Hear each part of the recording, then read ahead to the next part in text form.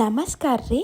ಬರ್ರಿ ಇವತ್ತ ಅಗದಿ ಸಿಂಪಲ್ಲಾಗಿ ಮತ್ತು ಅಷ್ಟೇ ಟೇಸ್ಟಿಯಾಗಿ ನಮ್ಮ ಉತ್ತರ ಕರ್ನಾಟಕ ಸ್ಪೆಷಲ್ಲು ಈ ಉದುರು ಪಿಟ್ಲ ಇಲ್ಲ ಉದುರು ಬರಡ ಹೆಂಗೆ ಮಾಡ್ಬೇಕಂತ ತೋರಿಸ್ತೀನಿ ರೀ.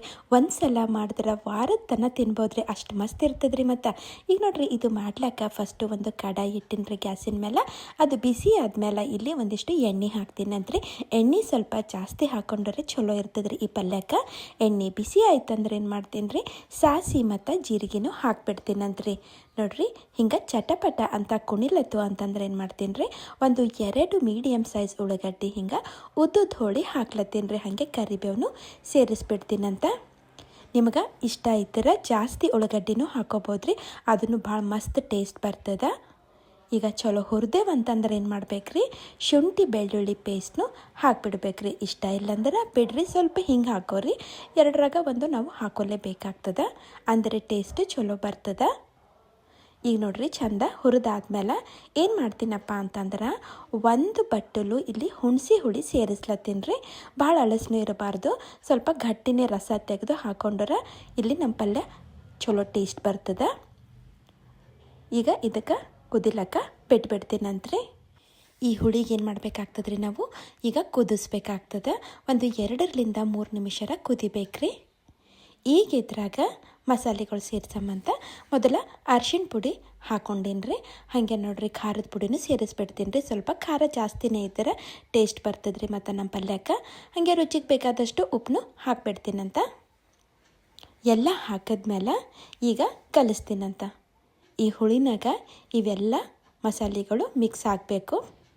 ಇದಕ್ಕೇನು ಜಾಸ್ತಿ ಕುದಿಸೋದೇನು ಬೇಕಾಗಲ್ಲ ರೀ. ಒಂದು ಸಲ ಎಲ್ಲ ಚಲೋ ಕಲಿತು ಅಂತಂದ್ರೆ ಏನು ಮಾಡಬೇಕಾಗ್ತದೆ ಅಂತಂದ್ರೆ, ಈಗ ಇದ್ರಾಗ ನಾವು ಕಡ್ಲಿ ಹಿಟ್ಟು ಹಾಕಬೇಕಾಗ್ತದೆ. ನೋಡ್ರಿ, ಒಂದು ಬಟ್ಟಲು ಹುಣಸಿ ಹುಳಿ ಹಾಕ್ಕೊಂಡಿನಲ್ರಿ, ಅದರದ್ದು ಮೆಜರ್ಮೆಂಟ್ ನಿಮಗೆ ಹೇಳ್ತೀನಂತ. ಈಗ ಸದ್ಯಕ್ಕೆ ಎಷ್ಟು ಹಾಕೊಳತ್ತೀನಪ್ಪ ಕಡ್ಲಿ ಹಿಟ್ಟು ಅಂತಂದ್ರೆ, 1.5 ಬಟ್ಟಲು ನಾ ಇಲ್ಲಿ ಕಡ್ಲಿ ಹಿಟ್ಟು ಹಾಕೀನಿ. ನೋಡಿಕೊಂಡು ಆಮೇಲೆ ಹಾಕೊಳ್ಳೋಮಂತ. ಈಗ ಉರಿ ಸಣ್ಣದಿಟ್ಟು ಏನು ಮಾಡಬೇಕಾಗ್ತದೆ ಅಂದ್ರೆ, ಇದಕ್ಕೆ ಕಲಿಸ್ಕೋಬೇಕಾಗ್ತದೆ. ಒಂದು ಗಂಟು ಇರಬಾರ್ದ್ರಿ, ಹಂಗೆ ಕಲಿಸ್ಬೇಕು. ಈಗ ನಾವು ಕನ್ಸಿಸ್ಟೆನ್ಸಿ ನೋಡ್ಕೋಬೇಕಾಗ್ತದೆ.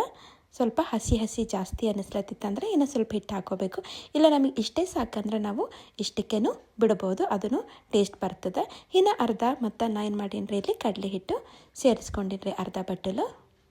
ಯಾಕಂದ್ರೆ ನಾ ಇಲ್ಲಿ ಉದುರು ಮಾಡ್ಲತ್ತೀನಲ್ಲ, ಹೀಗಾಗಿ ನಾ ಏನು ಮಾಡೀನಿ 2 ಬಟ್ಟಲು ಕಡಲೆ ಹಿಟ್ಟು ಹಾಕೀನಿ. ಇಲ್ಲ ನಿಮಗೆ ನಡೀತದಂತಂದ್ರೆ 1.5 ಬಟ್ಟಲು ಹಾಕ್ಕೊಂಡ್ರೂ ಕರೆಕ್ಟಾಗಿರ್ತದೆ, ಅದನ್ನು ಟೇಸ್ಟು ಭಾರಿ ಬರ್ತದೆ ರೀ.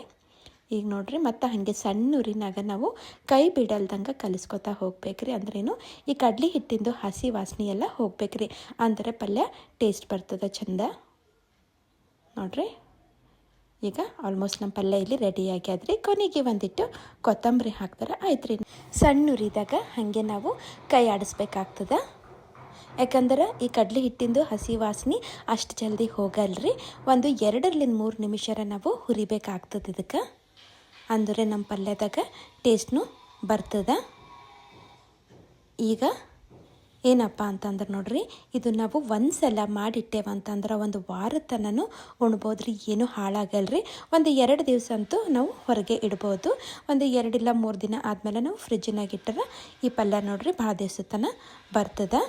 ಹಾಗೆ ನಾವು ಎಲ್ಲರ ಟ್ರಾವೆಲ್ ಮಾಡಬೇಕಾದ್ರೂ ತೊಗೊಂಡು ಹೋಗ್ಲಿಕ್ಕೆ ಭಾಳ ಚಲೋ ಇರ್ತದೆ ರೀ.